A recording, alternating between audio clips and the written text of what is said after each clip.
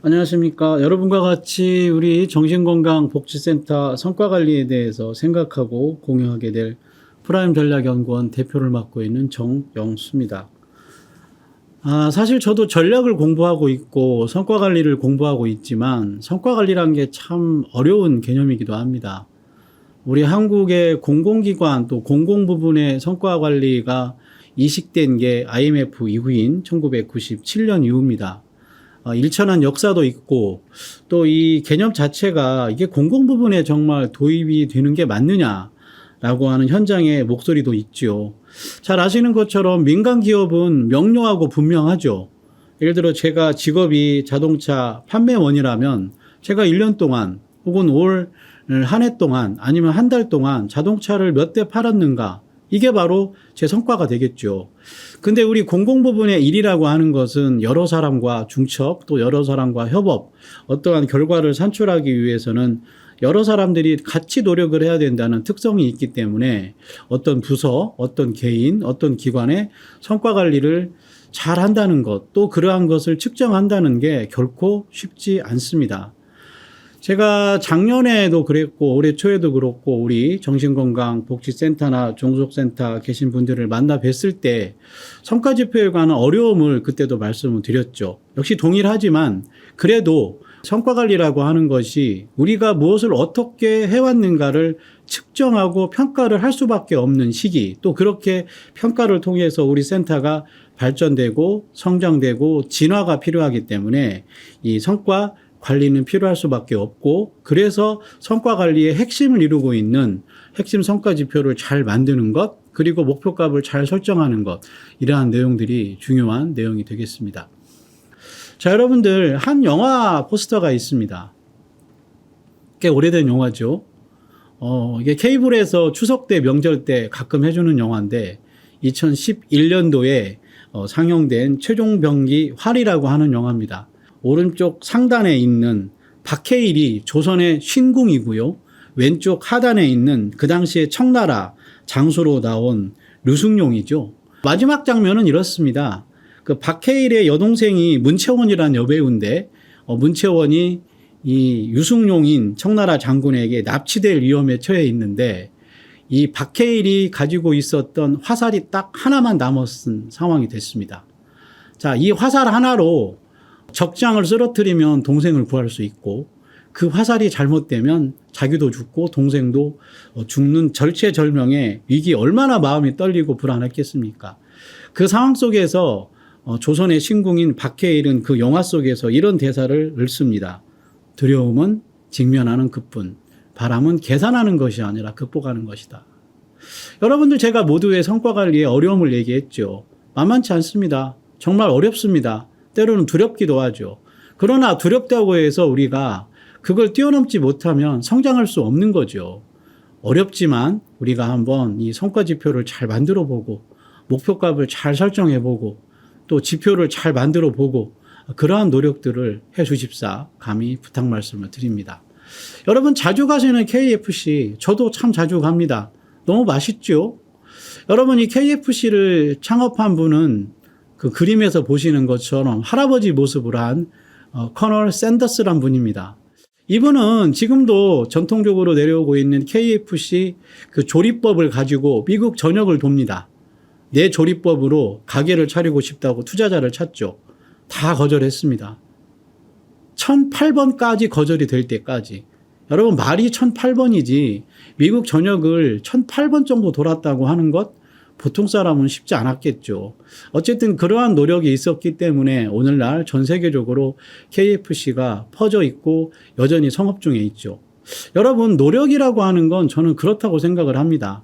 우리가 1008번까지 실패할 이유는 없지만 성과 지표를 만들고 성과 관리를 고도화하는 과정이 계속 반복되고 실패를 통해서 또 배우고, 이러한 학습과 실패와 성공의 과정이 계속 연이어지는 순환 과정이 성과지표 개발, 성과관리 내용이 되겠습니다. 그래서 여러분들이 영화 하나 그리고 KFC 사례를 마음에 담으시면서 이 성과지표에 관한 내용 같이 생각해 보도록 하겠습니다.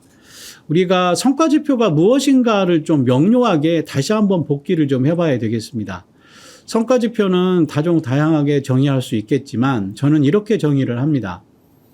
한 센터가, 한 기관이 1년 동안 사업한 결과를 측정하는 도구이다. 무엇이라고요?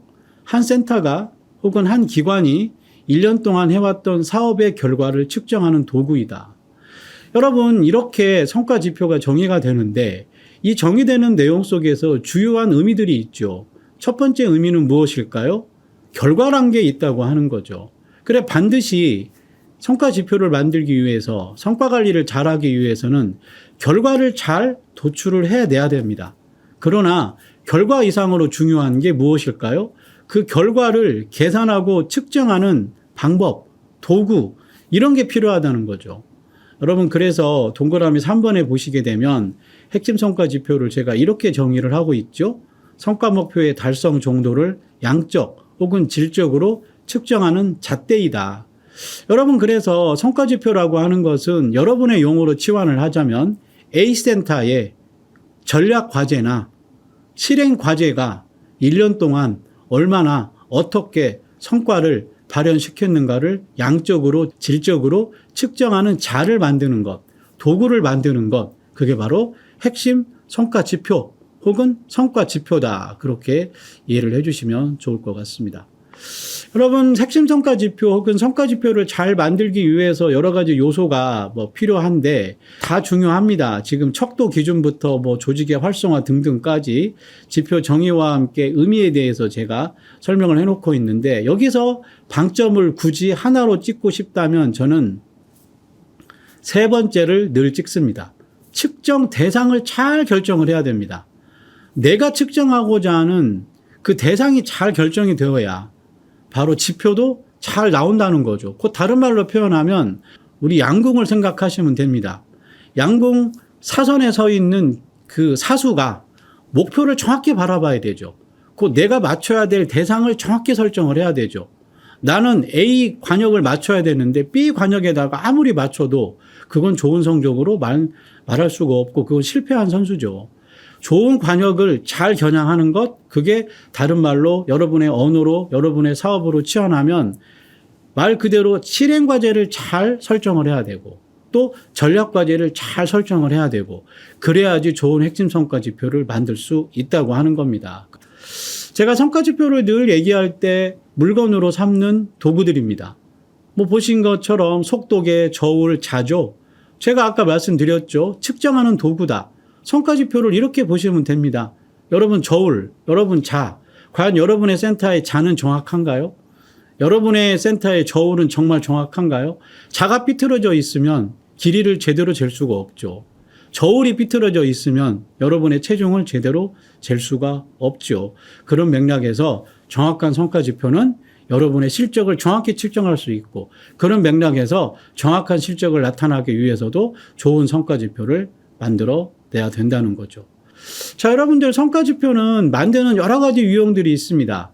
첫 번째 그 성과지표 유형 중에는 증가율 같은 추세형으로 만드는 성과지표 유형이 있습니다. 예를 들어서 예산 증가율 같은 것들이 있을 수 있겠죠. 예를 들어서 우리 센터가 예산이 전년 대비해서 1%가 증가되도록 혹은 2%가 증가되도록 곧 말 그대로 증가율 개념으로 측정하는 이런 핵심 성과 지표도 만들 수가 있고요. 또 하나는 목표 달성형의 지표 형태가 있습니다. 곧 이건 쉽게 얘기해서 목표를 설정해 놓고 그 목표 대비해서 얼마나 달성했는가를 측정하고 그것을 성과지표로 만드는 핵심 성과지표가 바로 목표 달성형 정량 성과지표가 되겠습니다. 보편적으로 여러분들이 많은 성과지표들이 이러한 목표 달성형을 띠고 있죠. 목표를 정해놓고 그 목표가 얼마나 달성됐는가, 계획을 정해놓고 그 계획이 얼마나 달성이 됐는가, 나쁘지 않습니다. 그래서 여러분들이 지표를 만드실 때 이렇게 목표 달성형 지표 이러한 방법도 있고 이러한 지표도 충분히 활용하십사 권고 말씀을 드립니다. 또 하나 성과지표를 절대형으로도 만들 수 있습니다. 말 그대로 목표와 관계없이 그냥 말 그대로 교육생 수, 프로그램 이용자 수 같이 말 그대로 정수로 측정되는 그러한 지표도 있다고 하는 거죠. 그러한 것들을 우리가 절대형 성과 정량 지표다 그렇게 표현하는데, 보시는 것처럼 우리 뭐 교육을 한다면 교육생 수, 또 우리 교육 프로그램을 운영한다면 그 교육 프로그램의 이용자가 몇 명인지 그렇게도 측정할 수 있다고 하는 거죠. 자, 또 다른 지표가 있습니다. 지금까지 세 개의 지표는 측정 산식이 하나로 만들어져 있는 지표들입니다. 근데 어떤 지표들은 봤을 때 하나로는 그 핵심 성과 지표를 만들기가 애매한, 곧 그 실행과제나 전략과제를 잘 측정하기 위해서는 하나 측정 산식 항목은 안 되겠다. 최소한 2개 이상이 돼야 되겠다라고 하는 성과 지표가 있겠죠. 바로 그러한 지표를 무엇이라고 표현하느냐?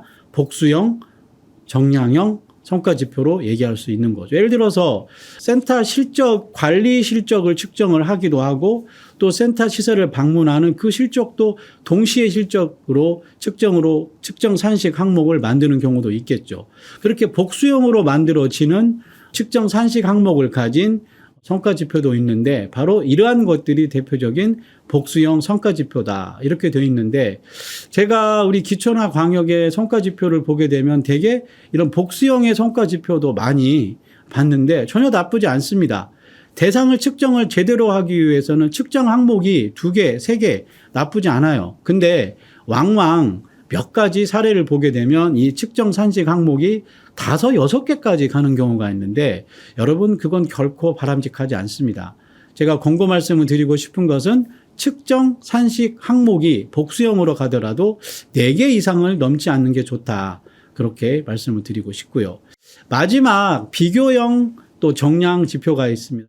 여러분들이 흔히 쓰지는 않고 좀 쓰기가 어려운 지표인데, 타 센터 대비해서 우리 센터를 비교하는, 그리고 국내 전체의 사례를 대상으로 해서 여러분의 센터를 비교하는, 되게 우리가 이 지표를 많이 쓰는 게 OECD 관련된 지표를 만들 때 우리가 꼭 이렇게 쓰죠.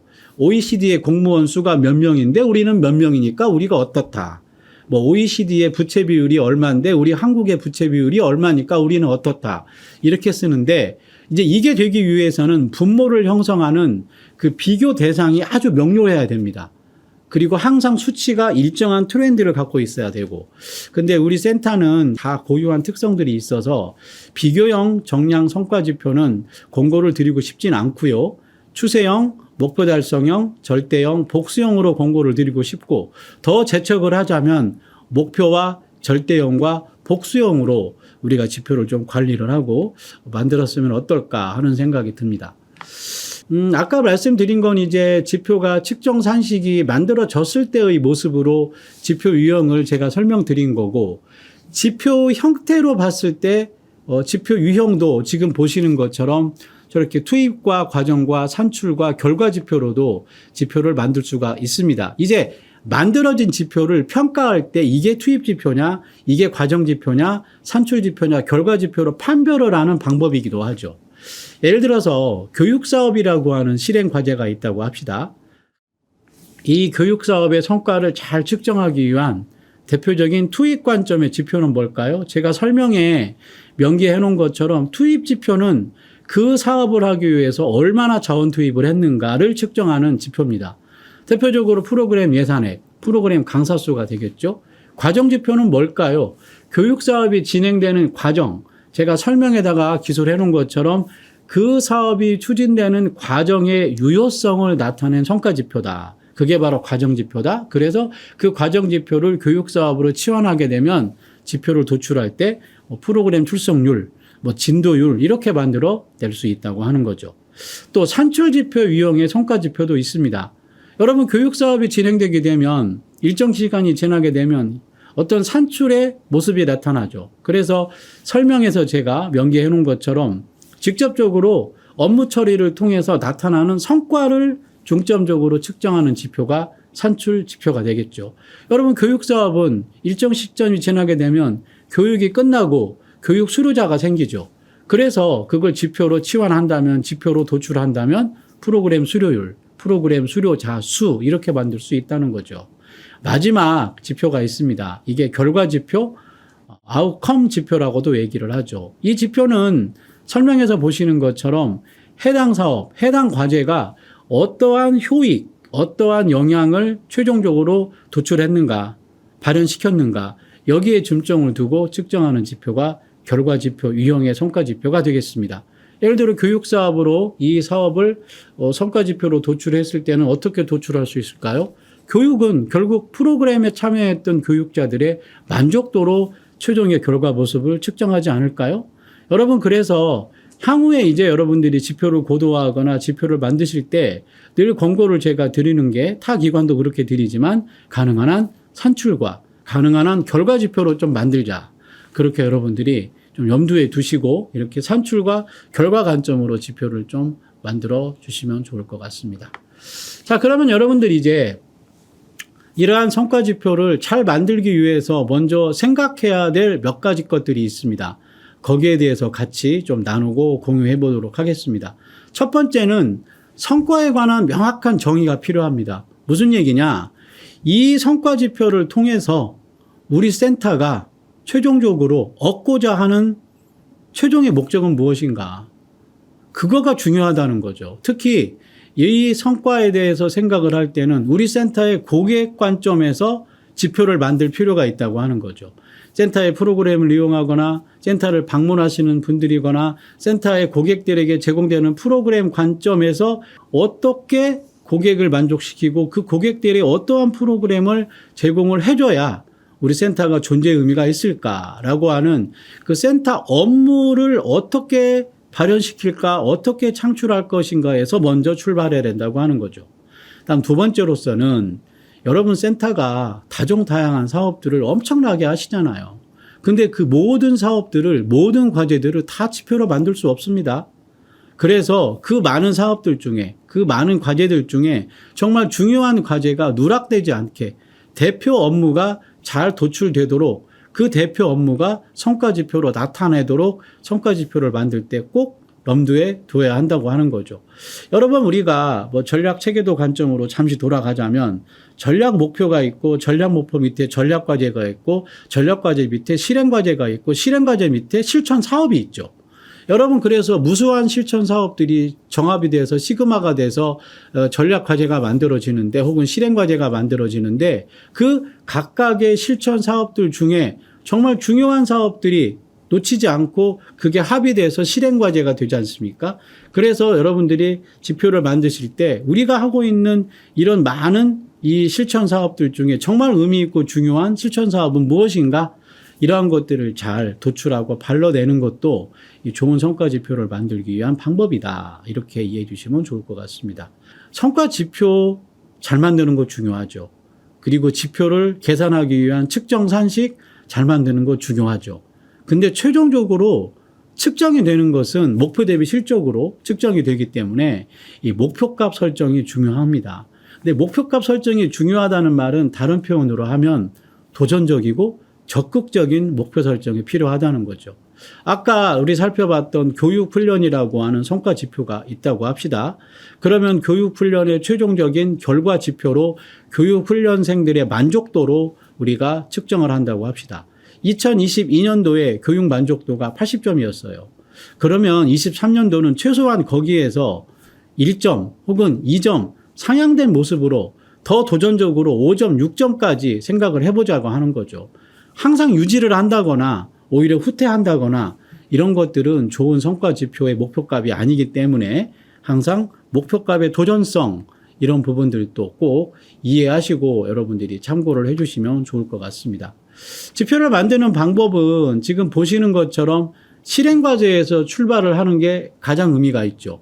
우리 각종 센터의 시설 확충과 행사 지원으로 주민 정신건강 수준을 제고한다.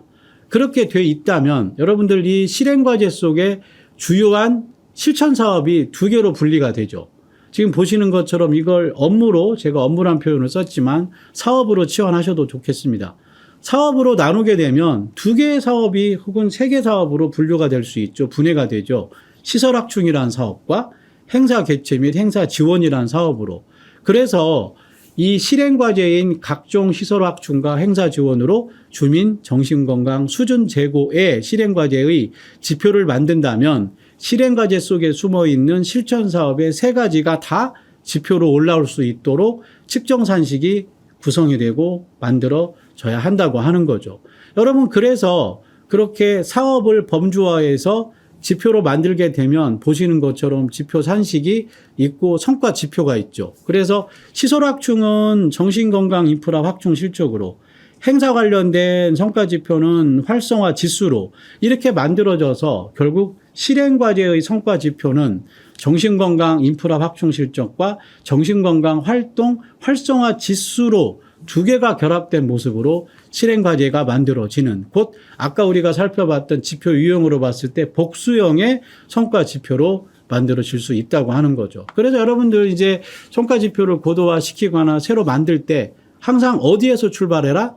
실행과제에서 출발을 하지만 실행과제만 볼 게 아니라 실행과제 밑에 실행과제를 실천하기 위한 실천사업, 실천 업무, 거기에서 출발을 해서 실행과제 성과지표를 만들고 또 그걸 고도화시키고 또 그렇게 해서 실행과제의 지표가 잘 만들어지게 되면 그 실행과제의 성과지표들을 다시 결합을 해서 전략과제 성과지표로 합쳐가는 그러한 방법으로 성과지표가 도출이 된다.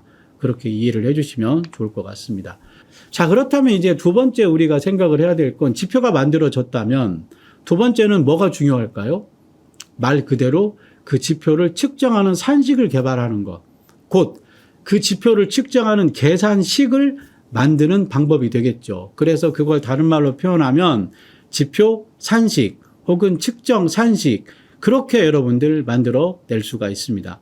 여러분, 제가 여기에다가 몇 줄 이렇게 써놨지만 제가 과거에 기초나 광역의 센터의 성과지표를 보니까 측정 산식과 지표는 완전히 다른데, 아까 말씀드린 대로 성과지표는 무엇을 측정할 것인가를 기술한 거고, 측정 산식은 그 지표를 어떻게 계산할 것인가에 관한 내용인데 두 개가 혼재되고 있는 것을 조금 발견했습니다. 여러분, 그래서 이제 앞으로는 헷갈리지 마시기를 감히 권고드립니다. 지표 산식은 뭐다? 그 지표를 측정하는 계산식이다. 여러분, 그래서 제가 두 번째 점에다가 기록해 놓은 것처럼, 여러분, 계산식이 잘못되면, 측정 산식이 잘못되면 성과 지표에 관한 목적 달성이 제대로 측정이 안 되고 오류가 발생될 수밖에 없겠죠. 여러분, 그래서 측정 산식, 계산식을 잘 만들어야 될 텐데, 그렇게 만들어지는 지표 산식 혹은 측정 산식은 보시는 것처럼 세 가지 정도의 유형이 있습니다. 첫 번째 유형은 아까 지표 유형에서 설명드렸던 궤를 같이 형성하고 있는데, 예를 들어 비율값 유형으로 측정하는 계산 방법이 있습니다. 여러분, 비율값으로 측정한다는 계산 방법은 뭘까요? 목표 대비 실적 곱하기 100이죠. 비율은 항상 우리가 퍼센트로 나오기 때문에. 그래서 지표를 만들 때, 측정 산식을 만들 때, 계산식을 만들 때 A라고 하는 성과 지표의 측정 산식이 비율값으로, 곧 목표 대비 실적 곱하기 100으로 만들어지는 게 있을 수 있는데, 그러한 계산식을 통한, 곧 비율값을 통한 측정 산식으로 만들어지는 지표의 양식, 또 지표의 측정 산식도 두 가지로 세분할 수가 있다고 하는 거죠. 첫 번째는 기준을 갖고 비교해서 비율값으로 만들어내는 게 있습니다. 예를 들어서 이용객 증가율이 되겠죠. 이용객 증가율을 성과지표로 만들었다면 이걸 측정 산식으로 어떻게 만들까요? 기준 비교가 되는 거니까 말 그대로 비교 실적이 있죠. 그 비교 실적이 오른표에 보시는 것처럼 뭐 전년도 이용 고객 수가 될 수도 있고, 그래서 전년도 이용 고객 수가 기준이 되고 이 기준을 통해서 금년도에 얼마나 변화가 있었는가, 이렇게 계산을 하는 계산식이 있다고 하는 거죠. 그 다음에 일반적인 거가 바로 여러분들이 익숙한 게 목표 달성 유형의 측정 산식이 되겠습니다. 이건 해당 성과 지표에 목표가 있고 그 목표 대비해서 실적이 얼마나 달성됐는가로 측정 산식을 만들어 가는 겁니다. 그래서 이걸 계산식으로 다시 치환한다면 어떻게 만들 수 있을까요? 금년도 이용 고객 목표분의 금년도 이용 고객 실적 곱하기 100, 이렇게 만들어지겠죠. 여러분, 이런 것처럼 이렇게 비율값 유형으로 계산식을 만드는 게 있다. 자, 또 하나 정수값으로 측정 산식을 만드는 게 있습니다. 센터 홍보 실적이라고 하는 성과 지표가 있는데 이걸 정수값 유형의 측정 산식으로 만들면 어떻게 만들 수 있을까요? 말 그대로 정수값을 더하는 겁니다. 온라인 홍보 건수 더하기, 오프라인 홍보 건수 더하기, 언론 보도 건수, 이렇게 되면 여러분들 각각의 합이 나오겠죠. 그게 바로 센터 홍보 실적이 되겠습니다. 이게 바로 정수값 유형의 측정 산식인데 여기서 여러분들 주의할 것, 정수값 유형의 측정 산식을 만들기 위해서는 반드시 필요한 게 구간값이 설정돼야 됩니다. 구간값이라고 하는 것은 무슨 말씀이냐? 이걸 이제 홍보 실적을 쭉 합을 해보게 되면 50건이 나왔다고 합시다. 그러면 그 50건이 몇 점인가를 측정을 해줘야지 최종적인 성과로 나오잖아요.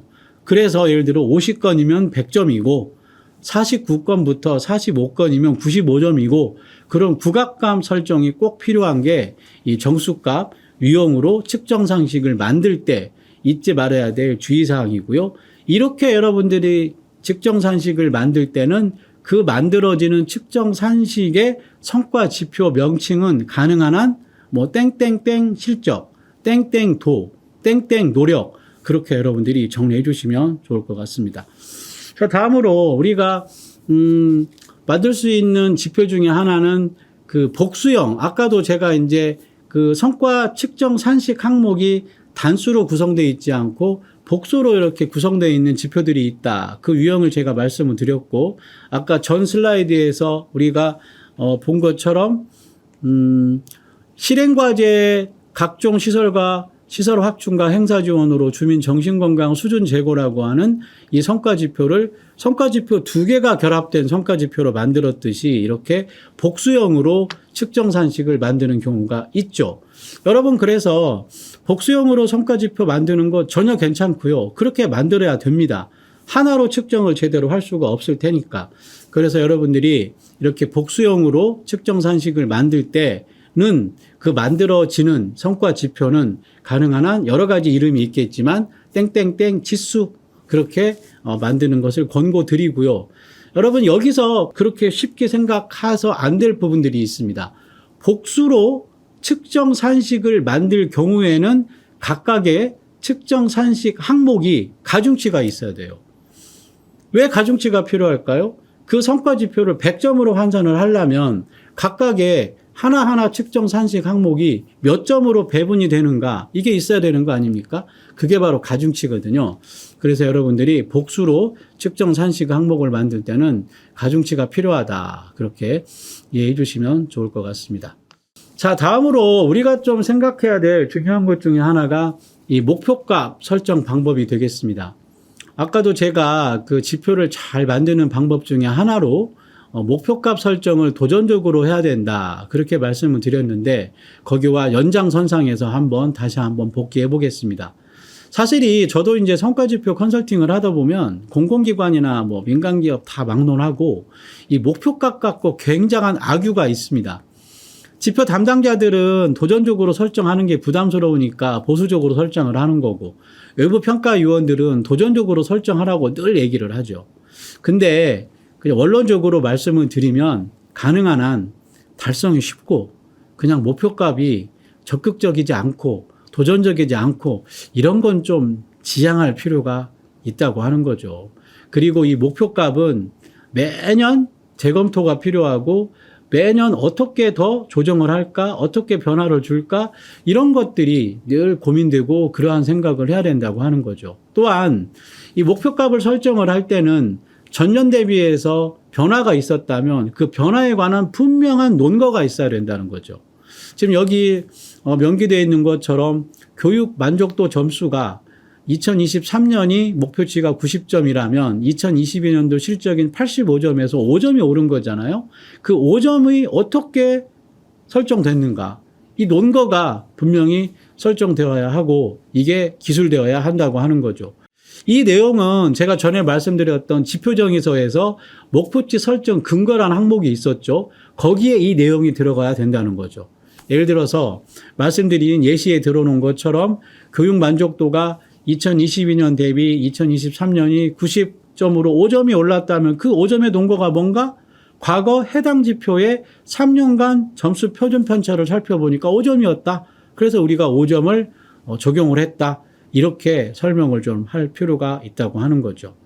자, 그 다음에 이런 것도 있죠. 그 박스 두 번째 줄에 보시게 되면 과거에 없다가 신규로 만들어진 지표가 있습니다.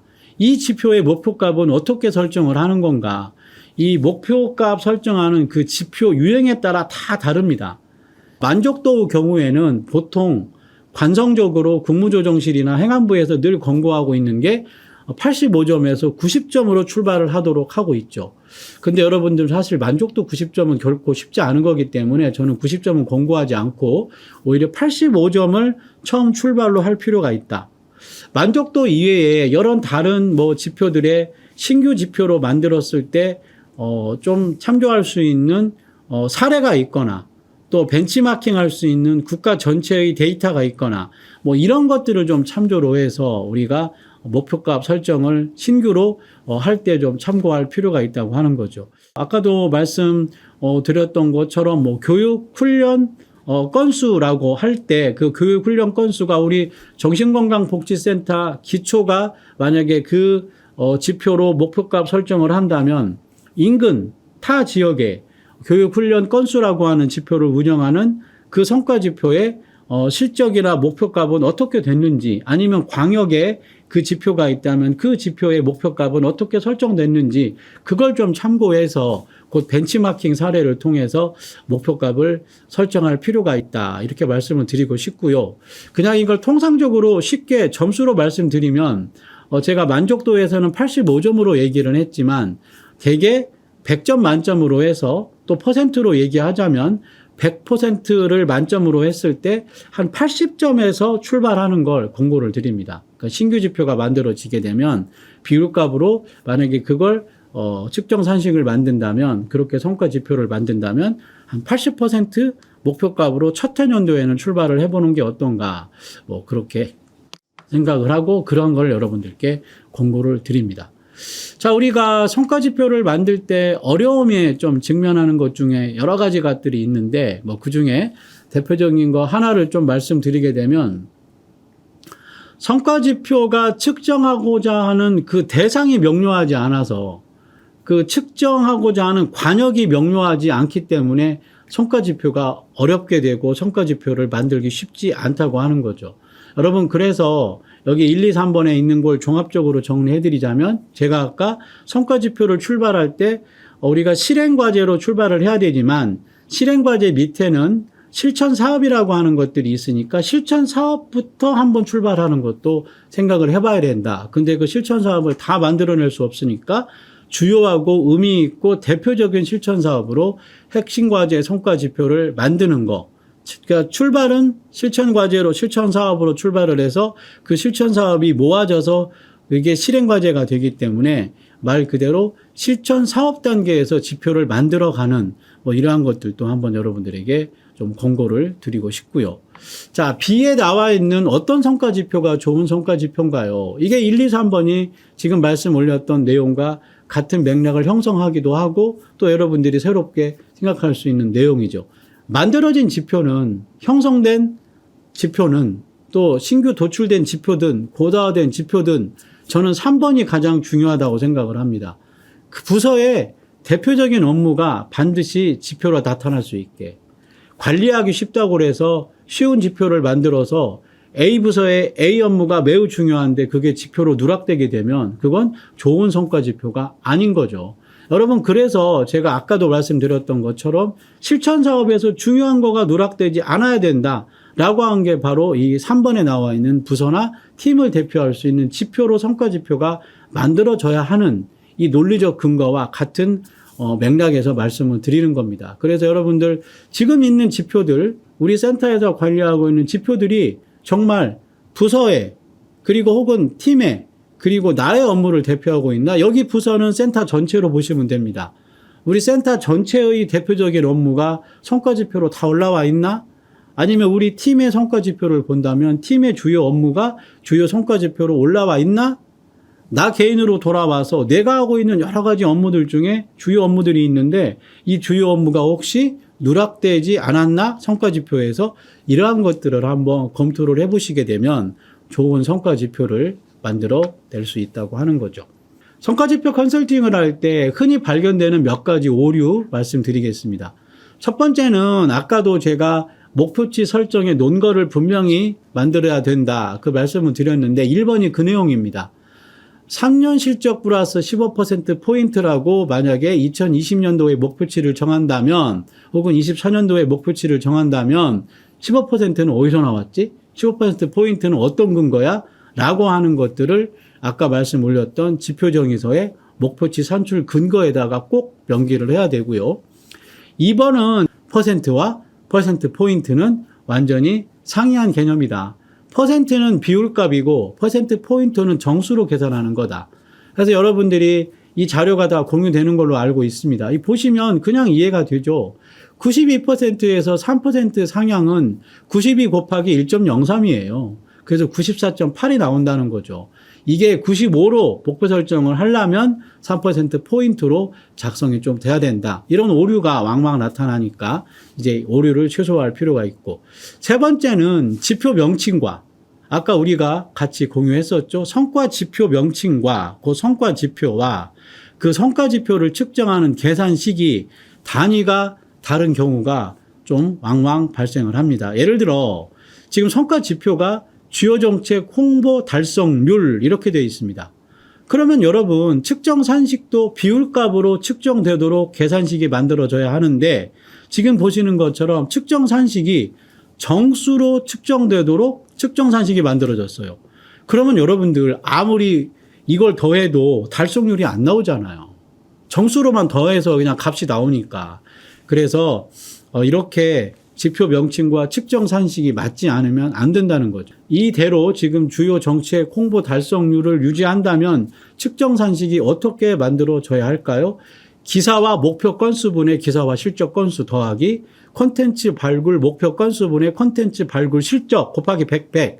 그렇게 해서 각각 50점으로 환산하면 50 곱하기 100%, 50 곱하기 100% 하면 100점이 나오겠죠. 그렇게 측정 산식이 단위가 똑같아야 된다는 거죠. 뭐라고요?